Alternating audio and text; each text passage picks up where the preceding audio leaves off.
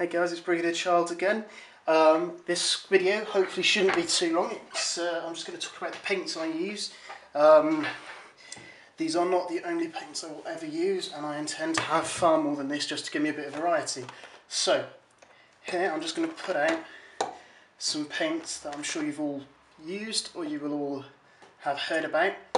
And this is just a few of the ones I've got. I've got the basic set and the non-metallic set, and these are war paints. So you get nice little pots. Let me just check. Yeah, 15mm, so half a fluid ounce. This is a range put out by Army Painter. Now, the particular set I've got, when this was released, they did have some pigmentation problems, which meant the paints didn't quite mix so well, and often when they came out, you would have to mix them again with a little cotton bud. No, not cotton bud, you'd suck up all your paint, but with a little stick or something, you'd have to mix them up again, which honestly can be a pain in the arse sometimes, especially if the paints, you know, you often end up having to put layer after layer after layer, especially of the red or the metal, and I'm not happy with this metal, honestly. Look, you can see it's separated a bit there, but you know, the metal is often a little bit lumpy. Now, whilst this particular aren't amazing, they were very cheap. I got a whole bunch of paints, all the primary colours and some extras, plus some paint brushes, and a small tin of aerosol for, I think it was £16, something along those lines. Go to Maelstrom Games, look up Army Painter, they've got the whole range. Now, these are good paints. Right? I have said there are flaws, but for the price, they're good. And the prices have stayed the same on the range, and they have improved the paints. They've improved their sources, where they get them from, and how they make the paints. From what I've heard, there are no longer any pigmentation problems with their paints. They come out good. So definitely, especially if you're just getting into miniature painting and you want something that isn't a big buy-in and you want to get more bang for your buck, go to Maelstrom Games. Maelstrom, just Google it and it will come up.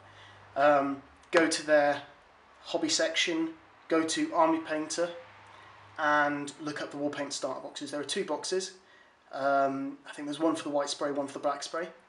Another thing Army Painter put out, I've got to be at least a dozen different coloured base coats, which can make painting your army much, much quicker, as well as a free booklet you can download with painting tips. You can get it in most hobby shops, they have a stack of them, and you can download it as a free PDF online as well.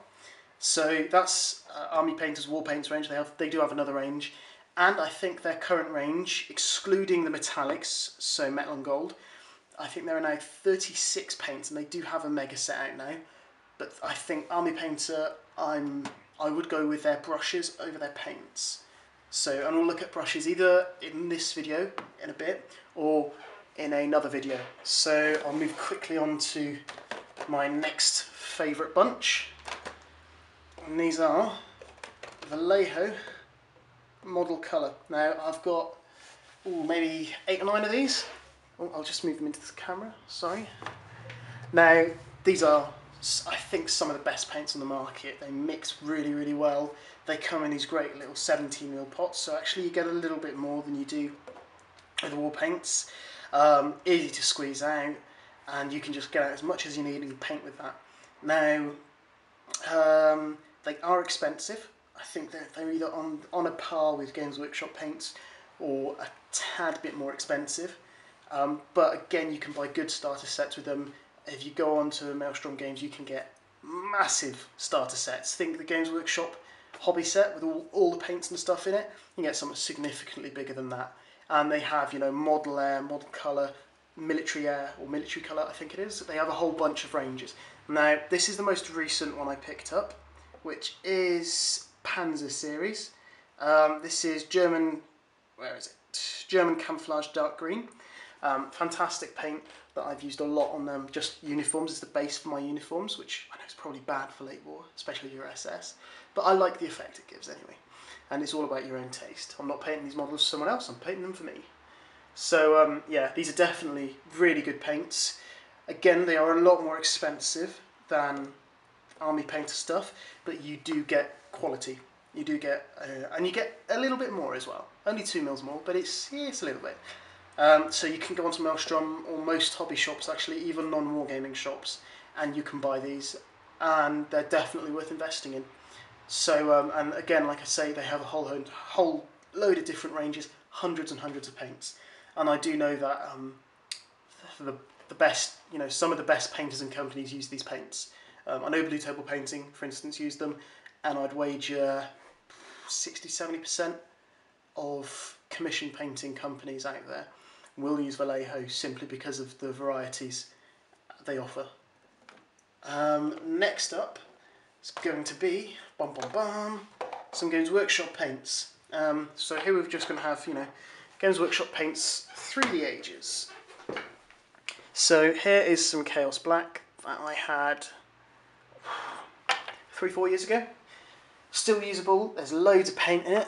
Let me just see if I can find the... Oh, it's only 12mm. Not that much paint. But they are neat little boxes.